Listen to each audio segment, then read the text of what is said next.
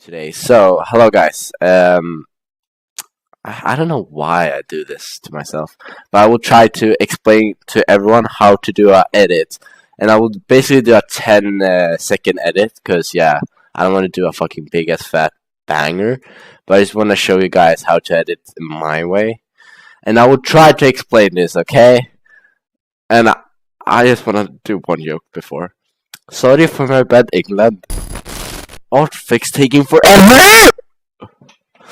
Okay, now I'm done with life. Okay, I know what I will do. I will do a project that I've already started on.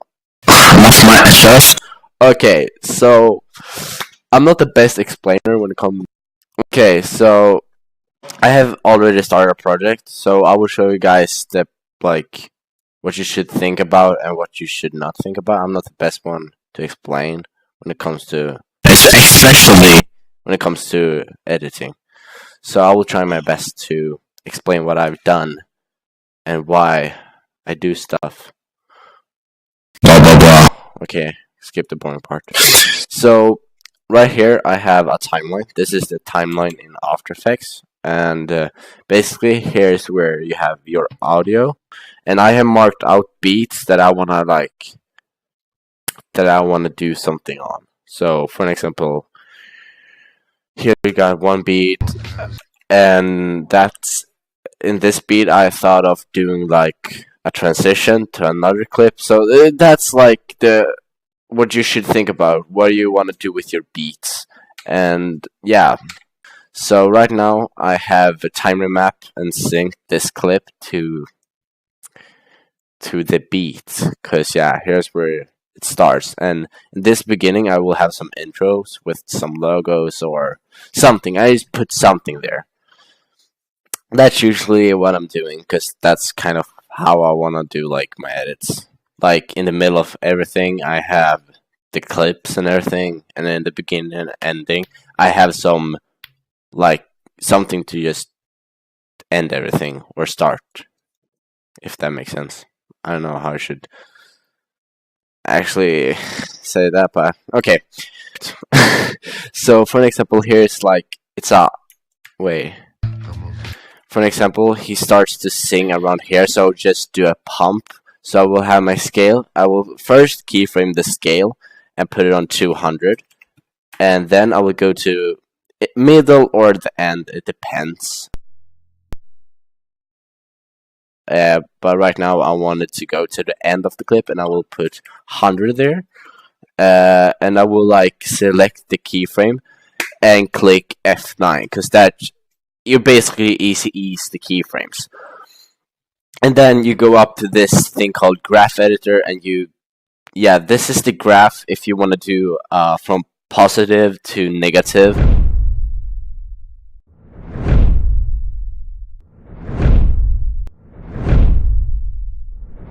So you just do that to get this awesome scale shit.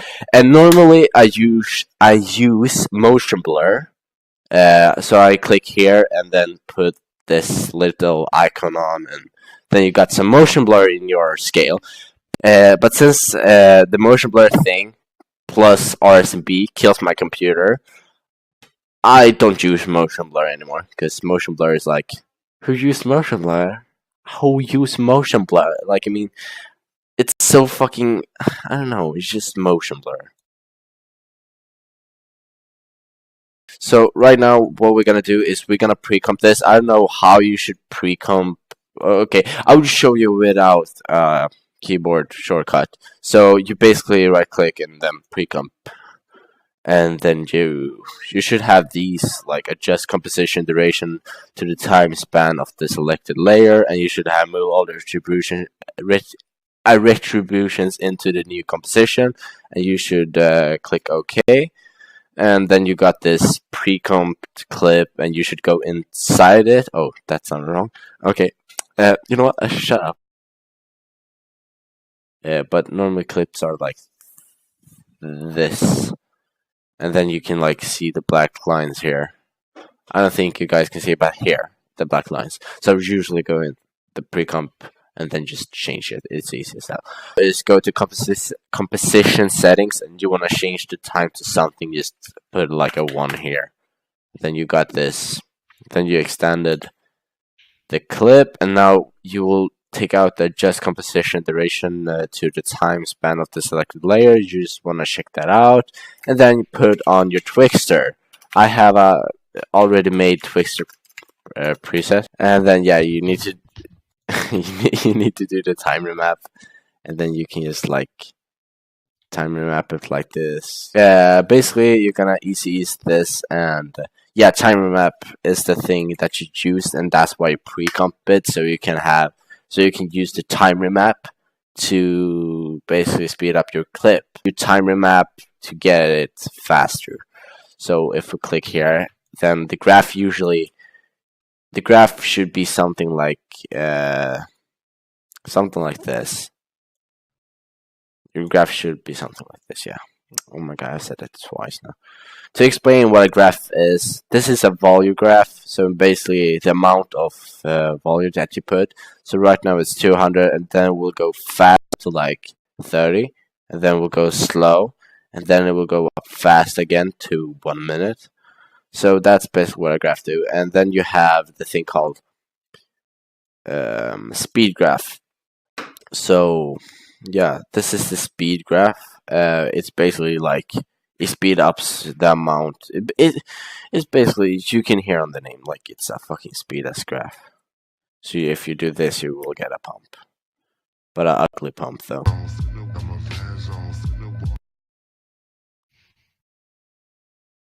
No one used the speed graph though. Okay, the only one who's using a fucking speed graph, it's Ken. But he's Ken, so don't do like him. Just kidding. I love you, Ken.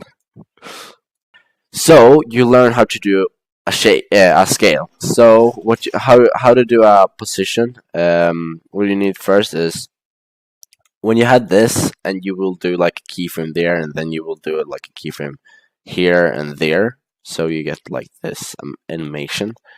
And now you just have a raw animation that looks ugly as hell, like this. ECEs.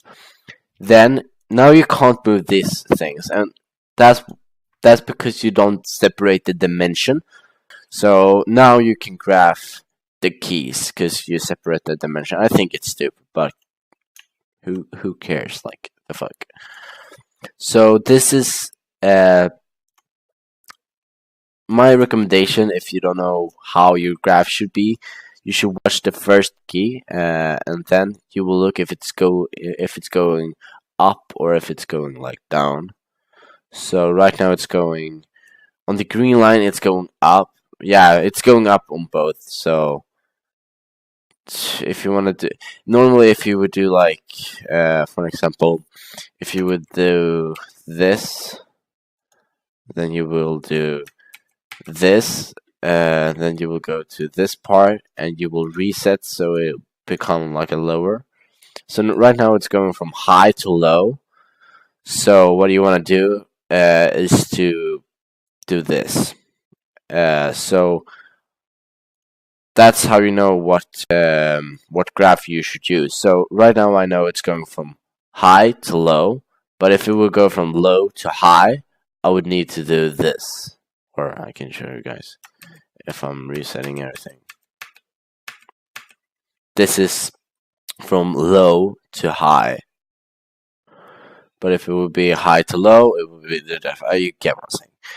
That's the position part. If you want to do a rotation, I usually use 90, and I will go to 0 again. You just need to click reset. Then you ECEs, F9, normal. Then this is the graph for plus 90 to 0, but if it would be minus 90, it would be this way around. So it's pretty basic. I don't need to. Actually, that looks cool. So I don't need to be specific. I don't want to show like X, E, S, and tilt, shake. I don't want to show this this thing. You can play around with those, but I will show you. So 300, no, 3,000, 30,000, pace 0, C distance 1, motion blur on, motion blur length 1000, and reflection. You should not have the reflection on. It will look fucking bad.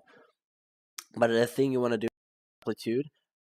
As I said before, I want to show these settings.